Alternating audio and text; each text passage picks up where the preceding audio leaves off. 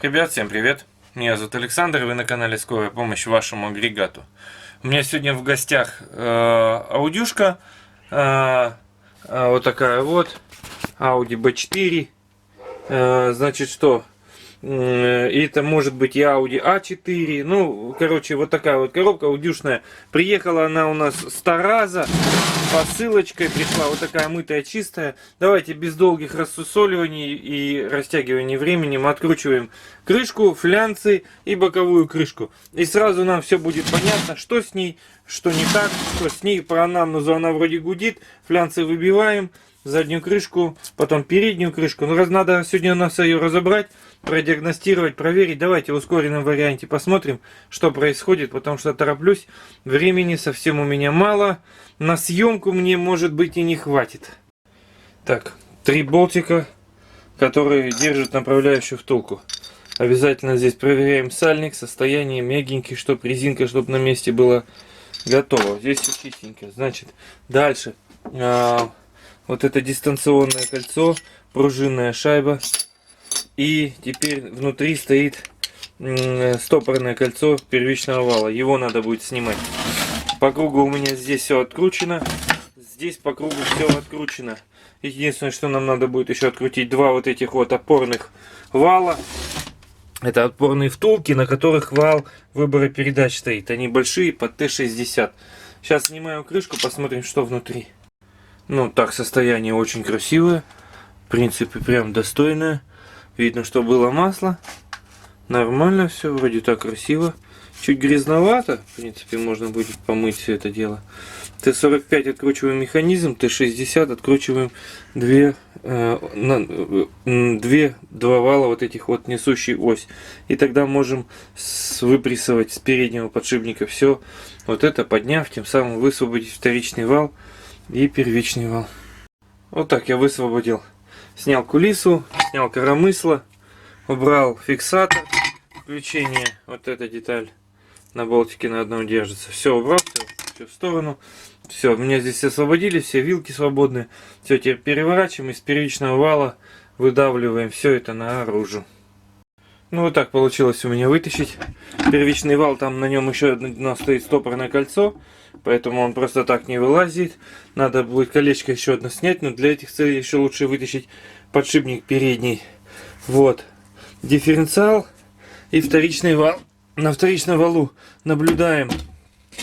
Зубья все целые. В принципе, это хорошо. Да, ничего тут побитого нету. Выработки нет. Это красиво. Но подшипник весь угроблен. О, какие раковины на нем. Черные. Все. Подшипник у дрова.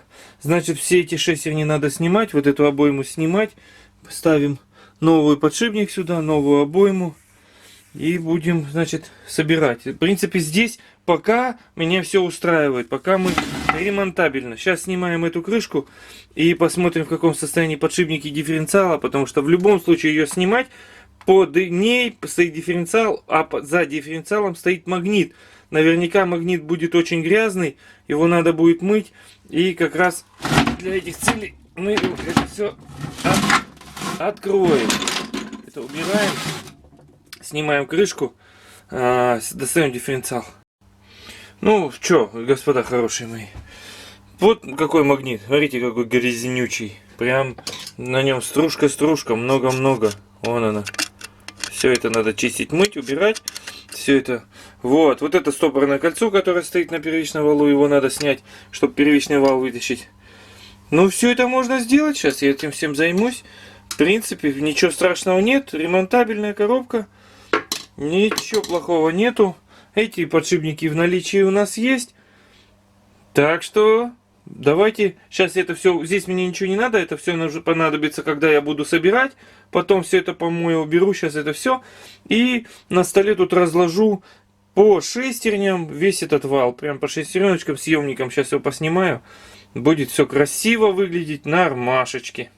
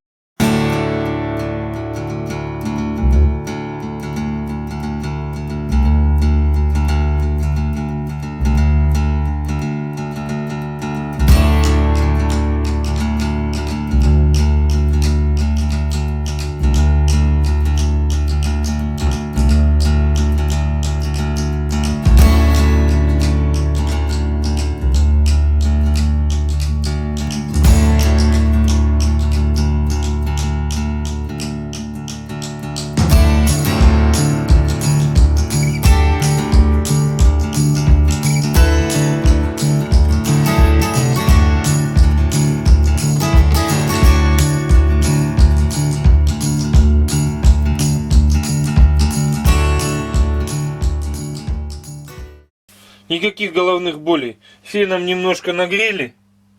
Подшипник чуть-чуть. Вот туда вот оно лежало здесь немножко.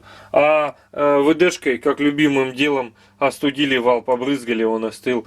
Прям мягенько раз и села вручную. Ничего не надо, ни прессов, ни забивать, ни задалбливать, ничего не пришлось. Все оно вот встает, прям колечко встает на место. Погнали, собираем.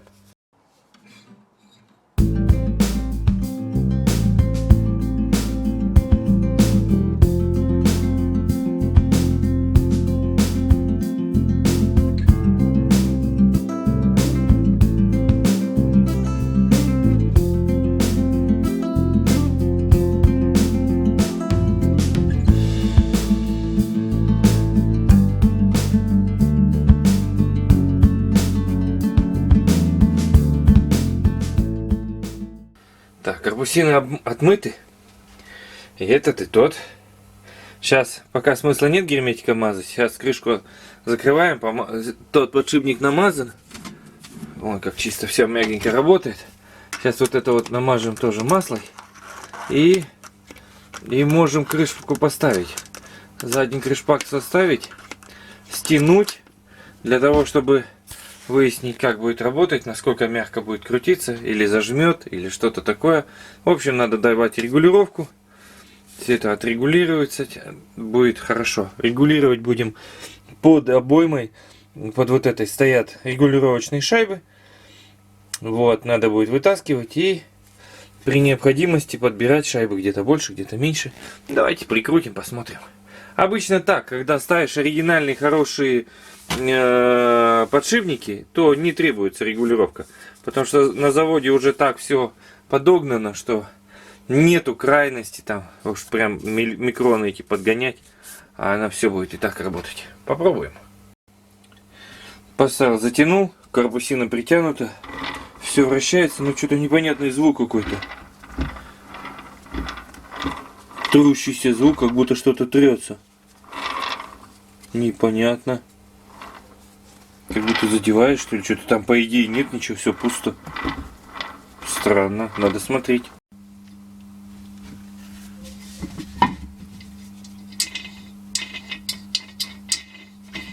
Вот он откуда звук.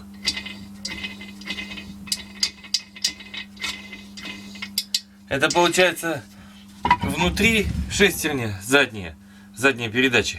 А она, получается, я тут все это мыл бензином, она на сухую, короче. И она такой звук издавала, скрежетащий, цепляющийся. Потому что здесь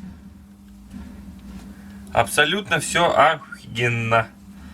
Все в шпе как офигенно. Так, что мы делаем? Нам надо тяги, моем, готовим механизмы переключения. Потом первичный вал, все это вместе одеваем и туда вставляем. Погнали. Так, все помыто, приведено в порядок. Сейчас первичный вал я тоже весь промыл, обдул. Вот, сейчас ставим первяк, в него вилки снимаем, вторичный вал одеваем вилки, потом вместе их складываем и все единым комплектом туда. И потом поставим механизмы выбора передач, фиксаторы. Все вот это закрепим. И потом будем уже собирать подшипник передний. Надо стопорное кольцо обязательно поставить сюда. Потом подшипник, иначе беда. Но вроде все красиво, идет процесс. Ну вот так я и собрал. Болтик притянут, болтик притянут, болтик притянут. В принципе, здесь все готово. Больше ничего отсюда не надо. Но, чтобы поставить подшипник передний, вот этот вот, чтобы его поставить, то надо сделать опору, потому что когда сейчас я его буду забивать, вал этот сместится. Поэтому я сейчас крышку не могу поставить, надо сейчас перевернуть, сделать опору на этот вал, посадить этот подшипник, поставить уже переднюю часть, вот эту вот, все тоже надо помыть, поставить, и тогда только можно будет перевернуть, закрыть крышку. Вот такие пироги, вот такие вот дела. Вот такая вот коробка. Але, хоп, тру-ля-ля. Вот перевернули ее. Вот, теперь я вот сюда могу поставить стопорное колечко, затем подшипник, потом еще одно стопорное колечко. Поехали. Все, колечки стоят. Пружинная шайба.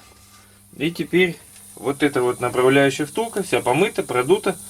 Вот, эта направляющая втулка выжимного, в ней стоит сразу сальник. Мягкий, чистый, целый.